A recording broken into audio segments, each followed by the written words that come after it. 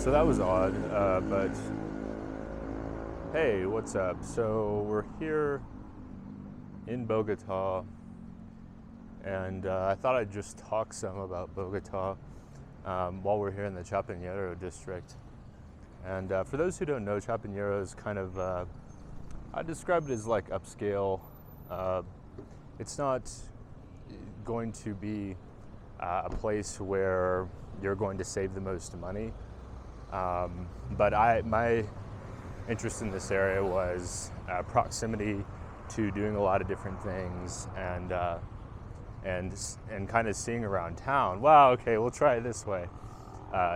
Trying different areas around town. So I felt like, okay, if I get in the centrally located district, I'll be able to get around more easily. I'm close by to where a buddy of mine stays. I don't want to get more in detail than that to respect him and his privacy, but having that proximity to people I know and to shopping malls, being able to go clothes shopping if I need to get clothes, being able to have a variety of good food at my fingertips.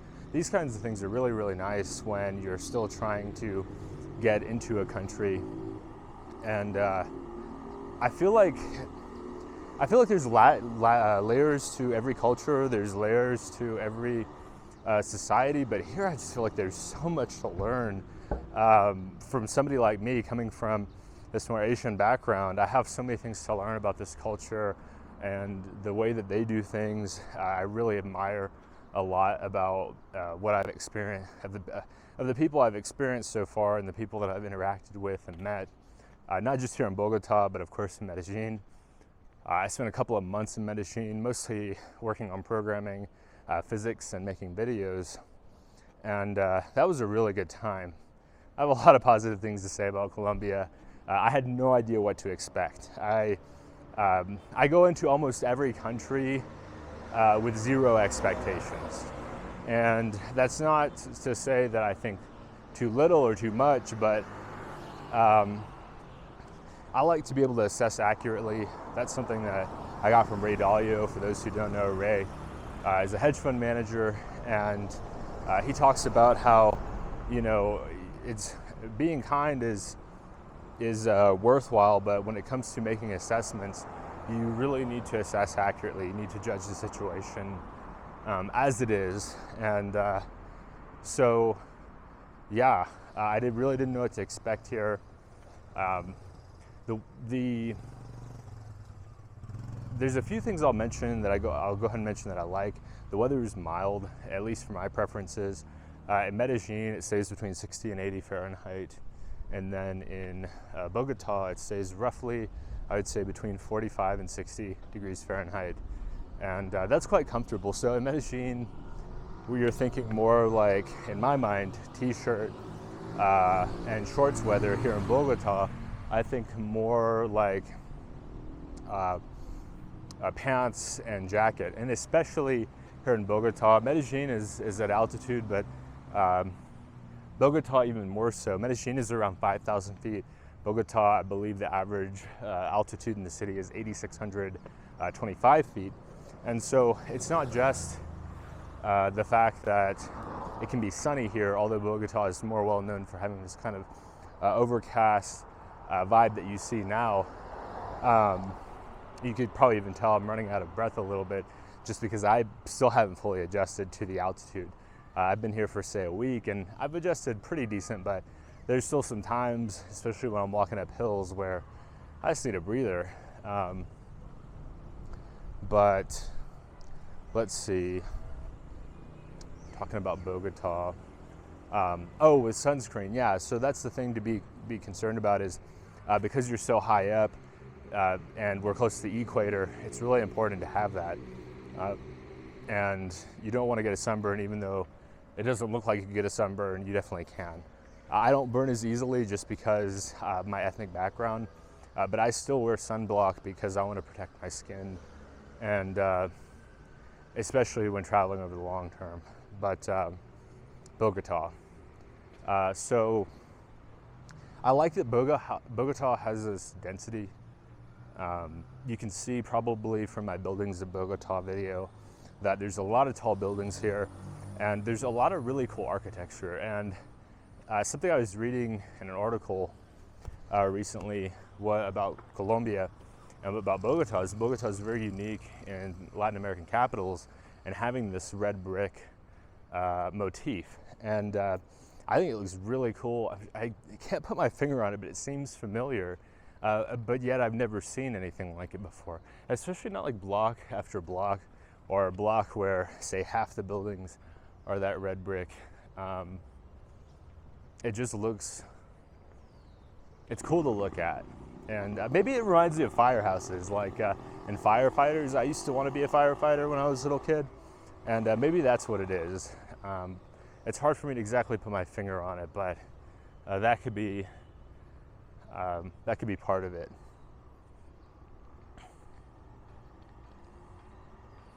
So I'm gonna go ahead and show you guys this park. It's Parque 93, 93, and you can see here they've got these really great people here. I guess they're not here today, it's Saturday, but to do a wonderful job of keeping these parks looking gorgeous. That's something that I really appreciate about in Colombia, is that you see a lot more upkeep and maintenance, at least in these cities, Medellin, Bogota, two of the major cities in Colombia. You see a real interest in having these beautiful public spaces that everyone can enjoy, from the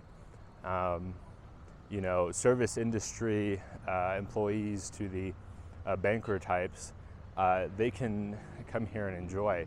Now, I will say, I'm going to go mostly positive in this video, but I want to mention one downside. For those who are just now considering, hey, I want to check out Colombia, understand that we are going under lockdown again. So I think that they're doing some of these things because the pandemic situation is seemingly getting worse now. I'm not a medical doctor, so I don't like to comment too much on it, but certainly do your research as far as what kind of restrictions that are acceptable to you, and make that determination, because I'd hate for people to see some of my livelier Bogota and Medellin content and misinterpret that as being consistent. Of course, I hope all travelers understand that right now consistency is difficult when it comes to traveling. But I'm hopeful that after getting the vaccine, things will begin to improve. For those who are interested in this region in general, Ecuador is saying that proof of vaccination is going to be acceptable for Americans in lieu of a PCR test. So that's something to consider as well. I could be wrong about that, by the way. Double check. You may have to get the PCR test as well. I know that in Cambodia, they are requesting that. So even if you do get vaccinated, there's, and I think Philippines as well. So that's as of April 10th. I think today's April 10th. So keep that in mind. But Bogota.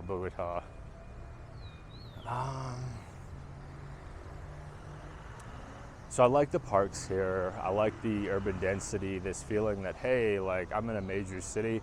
I can have a lot of conveniences that I couldn't have in many places that are major cities. And in Bogota, it feels economical.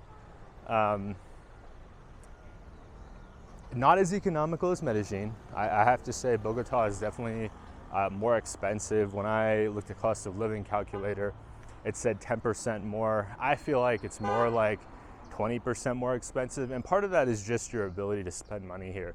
That's something, if you're trying to live frugal, Bogota and other major cities might not be for you. There's a lot of opportunities to spend money here, and while I can enjoy that in the short term, there are points in the long term where I'm like, okay, this is, even though it's economical compared to, say, being in New York City, it's not free to be here in Bogota. Certainly accommodation costs. I spend, now that's something that I do enjoy. Another thing I'm enjoying about Bogota is I'd say I'm spending around $22 US per night on a private room in a hostel. That doesn't come with a private bathroom. I will likely do a room tour just to show what that's like, but that's much cheaper than what I would be paying in, say, Nashville, where I'm from. I imagine if Nashville has a hostel, It's probably going to cost at least $30 a night for the bunk bed, I would guess. I'm not for certain on that. Maybe if you know of hostels in that area, you can let us know. But 22 bucks a night, and it's in the basically the nicest tourist district of Bogota, Chapinero. There are what would be considered technically nicer areas, but these are more residential, more old money, like Usaquén. Usaquén is north here, directly north. I'd say if I walked north by about, I don't know, 10-ish, 15 blocks. Maybe it starts at 100, but that'd be in Usaquén. And but that's a place with fewer hotels, and they're going to be pricier, and you're probably going to have a comparable experience that you have in Chapinero. But that price, of course, I mentioned 22 a night, is on the lower end. I did notice a lot of hotels in Chapinero are looking more in the 30, 40 a night range. Of course, if you're paying more like 30 or 40 a night, you could probably expect your own private bathroom, which some people do prefer. To me, I usually prefer a private bathroom, but I'm willing to make concessions often in capital cities because when I'm in capital cities, typically I'm not spending a lot of time at the accommodation. So typically I'm out and about filming, I'm exploring, I'm meeting up with friends, I'm shopping, I'm doing a lot of different things where I may not feel like I'm going to be using the bathroom as much. Whereas if I'm doing some hardcore studying for, say, a month on end, then maybe if I'm going to be there basically almost 24/7, that's going to be a situation where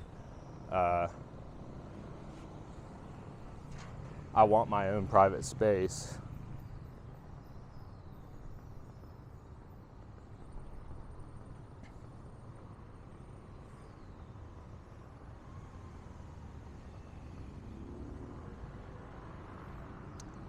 Whew. I'm going to sit down for just a couple minutes and talk a bit more about Bogota, a bit more about Chapinero.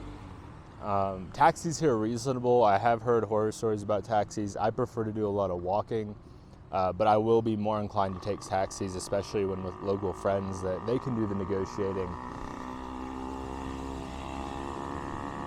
in Spanish, and that makes it a lot more streamlined, a lot more fun, less stressful. Even so,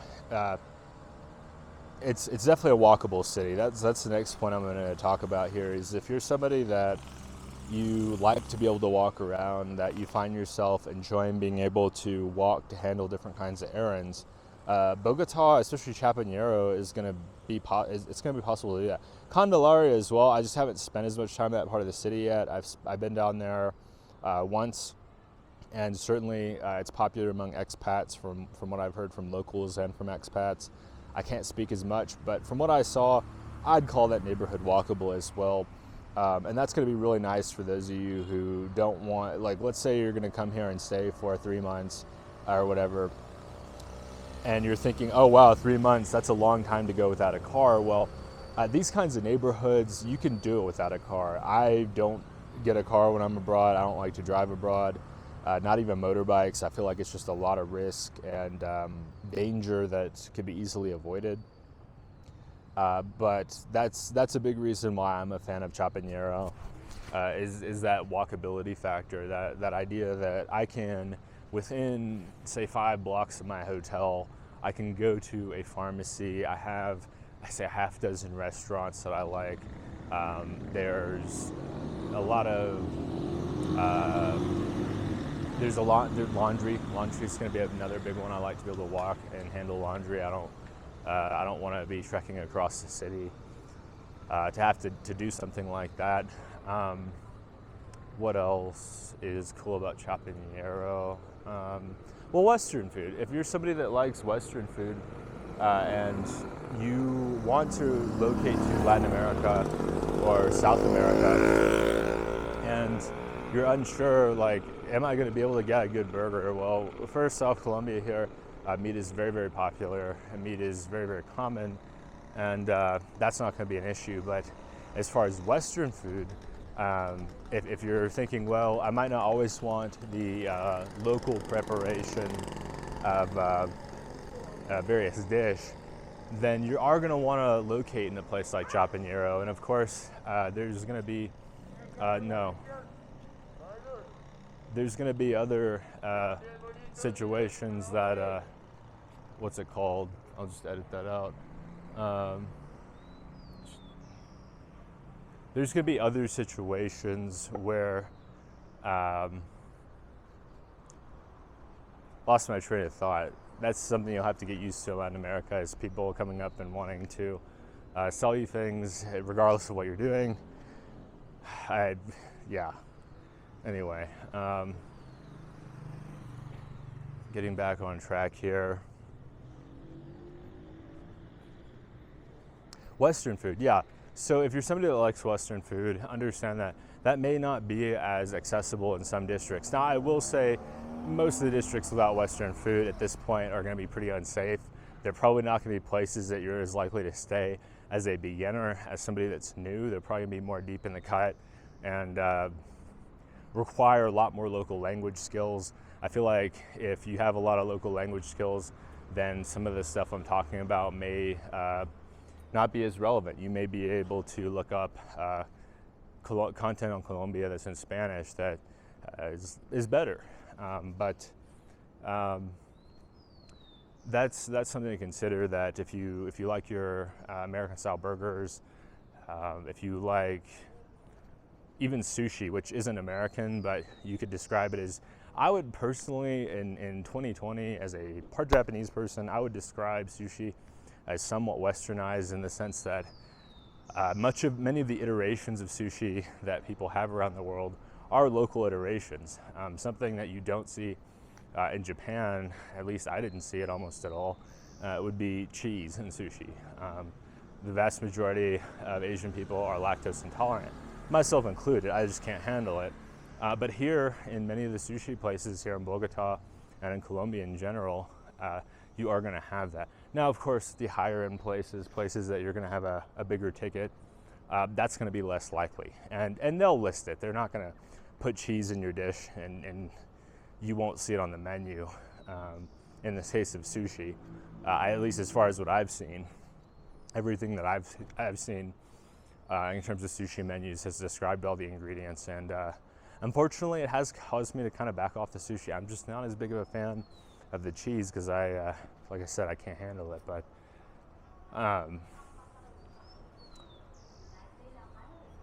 what else?